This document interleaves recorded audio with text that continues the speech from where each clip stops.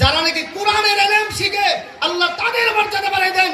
আলেম ওলামারা শিখছে উপরের ইলম, এই জন্য তাদের মাথা উপরে থাকে। পুরো বাতিলের সামনে আলেমরা মাথা নত করে না, করবে না, করবে না, করবে না। ঠিক কিনা? আলেম বাঁচতে চা, কোরআন নিয়ে বাঁচতে চা। আলেম বাঁচতে চা, কোরআন নিয়ে বাঁচতে চা। আলেম মরতে চা, কোরআন নিয়ে মরতে চা। এই জন্য বাংলাদেশের মাদ্রাসাগুলো দেখে, মসজিদ দেখে, বাংলাদেশের আলেমদের মাথার পাগড়ি দেখে হাসিনা সরকারের মাথা নষ্ট হয়ে গিয়েছিল। তারা বলছে বাংলাদেশের মধ্যে জঙ্গির ফ্যাক্টরি হইতেছে। হাসানুল হকিনু জাহান্নামের কিপটা বলছিল এই দেশের মধ্যে যেমনি ভাবে কওমি মাদ্রাসা উৎপন্ন হইতেছে, এগুলা আসলে ব্যাঙের ছাতার মতন উৎপন্ন হইতেছে। আমরা জানাই দিতে চাই, ও হাসানুল হকিনু, তোমার ক্ষমতা যেখানে শেষ, আলেমদের ক্ষমতা সেইখান থেকে আরম্ভ। তোমার ক্ষমতার মালিক হয়েছে নাস্তিক মুরতাদ, আলেমদের ক্ষমতা তোমার মালিক স্বয়ং আল্লাহ। এই জন্য আল্লাহ বলেছে কাতাবাল্লাহু লা আগলিবান্না আনা ওয়া রাসূলি ইন্নাল্লাহা কাবিয়্যুন আজিজ। আমি আল্লাহ লিখে দিলাম, অবশ্যই অবশ্যই আমি এবং আমার রাসূলগণই বিজয় হবে। আল উলামা ওয়ারাসাতুল আম্বিয়া, আর আলেমরা বিজয় হবে। হযরত জুনায়েদ বাগদাদী রাহমাতুল্লাহ আলাইহি রাস্তা দিয়ে যান, যা দেখে এক মাঠের মধ্যে প্রায় ৯৯ লক্ষ লোক একত্রিত হয়েছে। কয় লক্ষ লোক বলেন?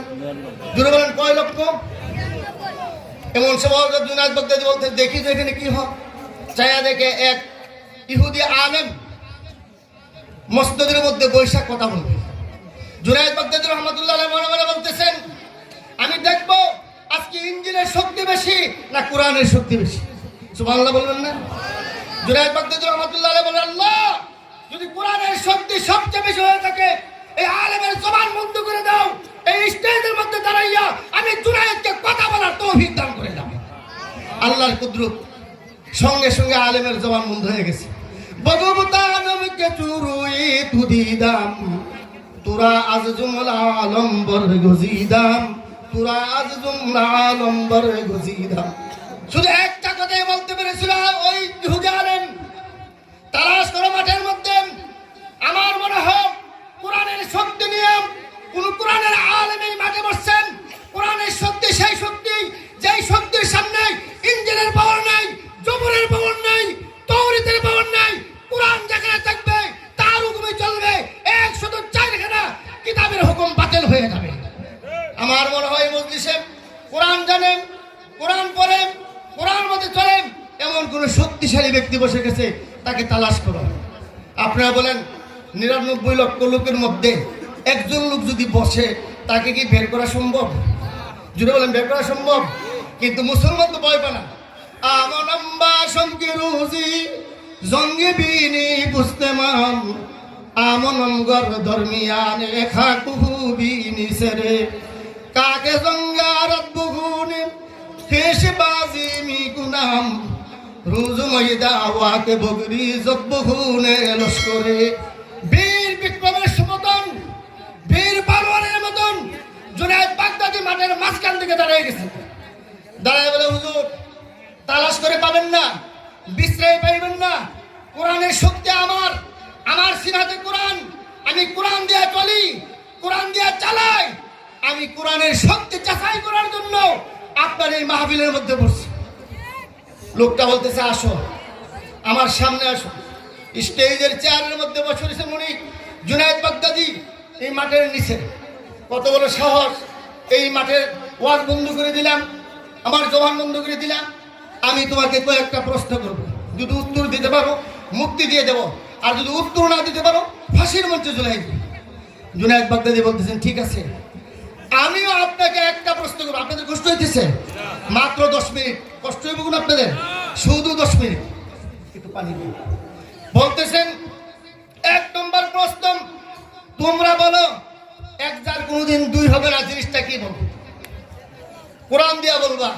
জুনায়েদ বাগদাদী সুন্দর করে উত্তর দিলেন, আল্লাহু আহাদ, আল্লাহ এক, কোনোদিন ২ জন হবেন না। লাউ কানা ফীহিমা আলিহাতুন ইল্লাল্লাহু লা ফাসাদা।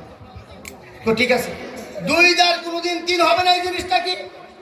জুনায়েদ বাগদাদী কোরআন দিয়ে উত্তর দিলেন, তুলিজুল লাইলা ফিন নাহারি ওয়া তুলিজুন নাহারা ফিল লাইল। আল্লাহ একটা রাত্র বানাইছেন, একটা তিন বানাইছেন, এটা কোনোদিন তিন হবে না, বলুন না সুবহানাল্লাহ। বলতেছেন তিন যার কোনোদিন চার হবে না, এই জিনিসটা কি? আশ-শামসু ওয়াল কামারু বিহুসবান। জুনায়েদ বাগদাদী বললেন একটা সূর্য বানাইছেন, আর একটা চন্দ্র বানাইছেন, আরেক জাত তারকা বানাইছেন। এই তিন জাত জিনিস কিয়ামত পর্যন্ত পৃথিবীতে আলো দিবে, আর চারটার কোনো প্রয়োজন হবে না। তো চার যার কোনোদিন পাঁচ হবে না, এটা কি বলো? বাল হুয়া কুরআনুম মাজিদ। আল্লাহ আসমান থেকে 104খানা কিতাব নাযিল করেছেন, তার মধ্যে সবচেয়ে বড় হলো 4খানা কিতাব। এগুলা কোনোদিন পাঁচ হবে না। তো পাঁচ যার কোনোদিন ছয় হবে না, এটা কি বলো? জুনায়েদ বাগদাদী বললেন আকিমিস সালাতা লিদুলুকিশ শামসি ইলা গাসাকিল লাইল ওয়া কুরআনাল ফজর। আল্লাহ তাআলা রাব্বুল আলামিন 5 ওয়াক্ত নামাজ ফরজ করেছেন, এইগুলা কোনোদিন ছয় হবে না। ছয় যার কোনোদিন সাত হবে না, কি বলো? তো আল্লাহ তাআলা রাব্বুল আলামিন এই আসমান জমিনকে 6 দিনে বানাইছেন, এটা কোনোদিন সাত হবে না। তো সাত যার কোনোদিন আট হবে না, এটা কি বলো? হযরত জুনায়েদ বললেন ওয়ালাকাদ যায়্যানাস সামাআদ দুনিয়া বিমাসাবিহা। আল্লাহ তাআলা 7টা আসমান বানাইছেন, কোনোদিন আট হবে না। এরপর বলতে ওই জায়গাটা কোন জায়গা? যেই জায়গাতে পৃথিবীতে আসে, দুনিয়াতে একদিন মাত্র সূর্যের আলো লাগছে, কিয়ামত পর্যন্ত আলো লাগবে না। হযরত জুনায়েদ বললেন এই জায়গাটা হলো মূসা আলাইহিস সালাম যখন নদীর মধ্যে লাঠি দিয়া বাড়ি দিয়া রাস্তা করেছিলেন, পানি যখন সরে গিয়েছিল, ওই নদীর নিচে যে সূর্যের তাপ লেগেছে, কিয়ামতের আগে আর ওইখানে সূর্যের তাপ লাগবে না, বলুন না সুবহানাল্লাহ।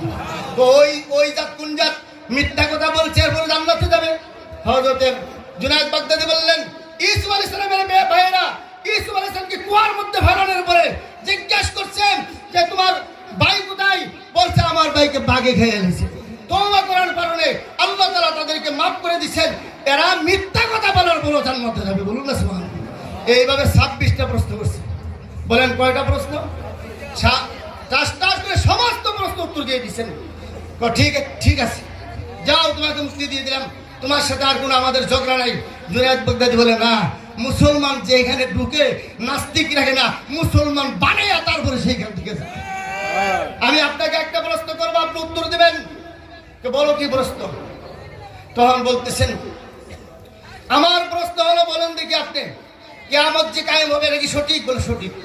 ওই দিক দিয়ে একজন বিচারক হবে নাকি সঠিক? বলে সঠিক। ওই বিচারের দিনের মালিক কে হবে? তখন বলতেছে এই বিচারের দিনের মালিক হবে আল্লাহ। তো ওই দিন যে যিনি কাজী হবেন আর বিনাকে যার সুপারিশ গ্রহণ করা হবে, উনি কে হবে? আবার আলেমের জবান বন্ধ, কথা বলে না কেন? বলেন। উনি বলতে চায় না।